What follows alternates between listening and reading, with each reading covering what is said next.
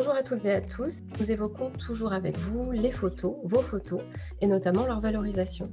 Donc avec Cécile, nous allons aborder la photo comme déclencheur de souvenirs, et notamment nous allons nous poser la question de savoir si elles peuvent servir de témoignage. Alors, Adeline, dans tes expériences, pendant tes entretiens biographiques, comment utilises-tu ces photos, justement ? Alors moi, souvent, durant ces entretiens, les photos, elles arrivent en parallèle, souvent au même moment que les échanges, que les recueils de souvenirs, puisque souvent, les personnes, lorsqu'elles ont des photos qu'elles souhaitent exploiter, que ce soit pour intégrer le récit ou simplement pour nous, lorsque l'on échange, les photos sont là, elles sont présentes souvent sur la table.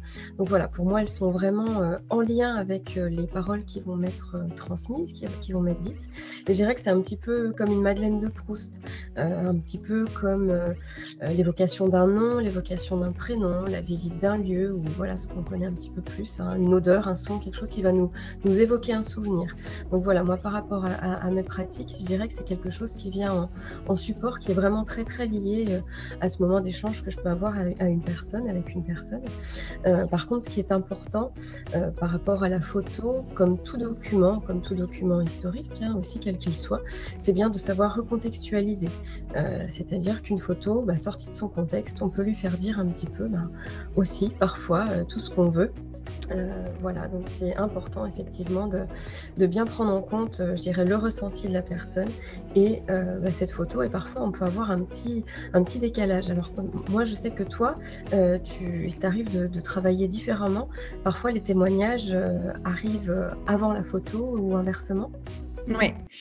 Alors, dans ces cas-là, j'ai reçu des témoignages, par exemple, et lorsque j'ai la photo ou une photo qui représente un événement ou une période qui a été décrite pendant ce témoignage, ça peut valider l'information que j'ai obtenue ou l'invalider. Et ça, c'est assez intéressant. J'ai l'exemple d'une photo où on m'avait parlé de l'aisance d'une famille pendant une certaine époque. Lorsque j'ai pu voir une photo de cette époque, j'ai pu constater qu'effectivement, c'était réel parce qu'il y avait l'acquisition d'un véhicule à l'époque extrêmement coûteux dans un pays qui était plutôt pauvre, donc ça permettait de valider cette information. Et parfois, c'est l'inverse. Donc ça, c'est important. L'usage des photos, ça peut déclencher des souvenirs, mais c'est aussi bien un moyen pour valider ou invalider des souvenirs parfois diffus ou peu précis. Ensuite, il y a, à part les photos familiales, j'utilise un autre matériau puisque je réalise donc des ateliers collages. Et lors de ces ateliers collages, ce sont des images, des photos de revues universelles en quelque sorte, qui peuvent là encore déclencher des souvenirs chez les personnes. Ou voilà, ça peut être, l'évocation d'un chien qui va faire penser à son animal domestique dont on n'a pas parlé pendant le témoignage. Ça peut être un sapin de Noël qui révèle un souvenir particulièrement éclairant lorsque d'une soirée familiale qui s'est bien passée, d'un très bon souvenir, voire d'un très mauvais souvenir. Les deux sont possibles. Donc, par rapport aux photos et à l'évocation des souvenirs, ça peut être des photos de famille que tu utilises, j'imagine, majoritairement, Adeline, ou alors, lors d'ateliers collage, des photos un peu plus universelles qui permettent de révéler d'autres souvenirs. Qu'est-ce que révèle une photo que la généalogie n'identifie pas ?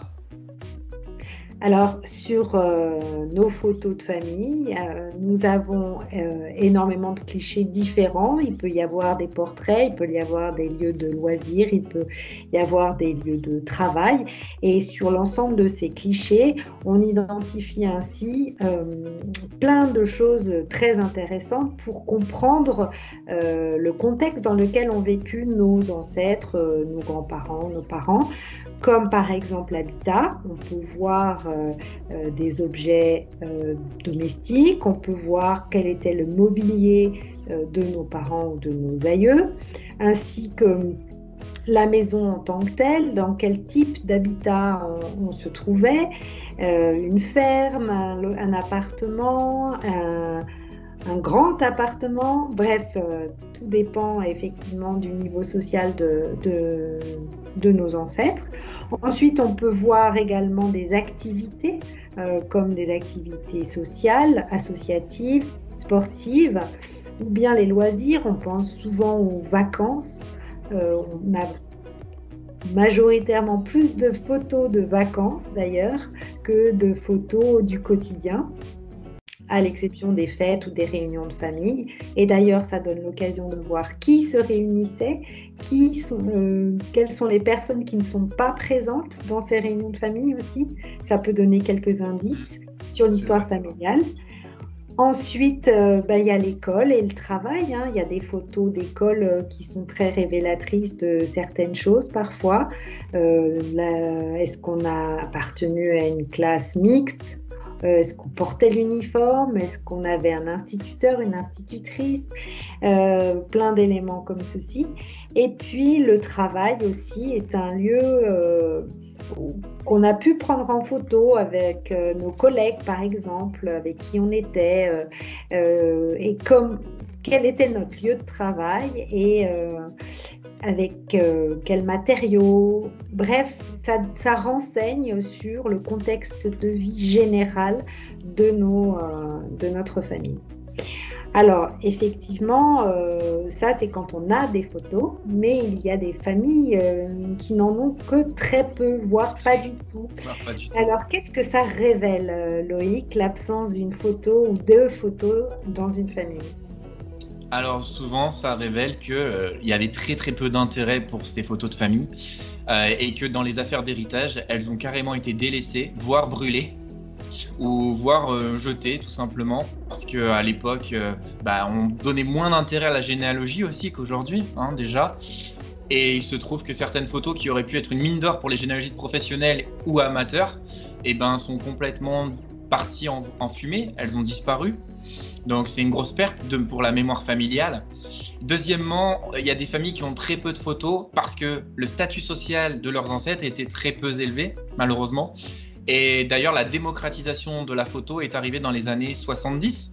Même si dans ma famille, déjà dans les années 60, il y avait déjà les photos de mariage.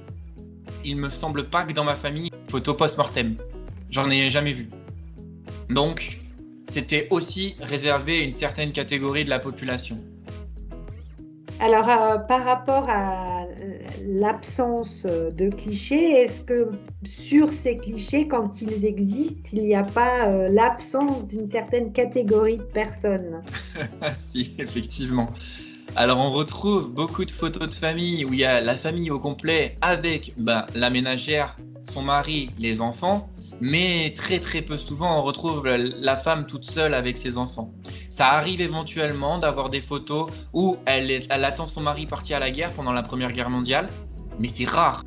Donc ça prouve bien que le rôle de la femme est très très peu valorisé à cette époque-là, et que malheureusement on a très très peu de preuves matérielles de nos ancêtres féminines.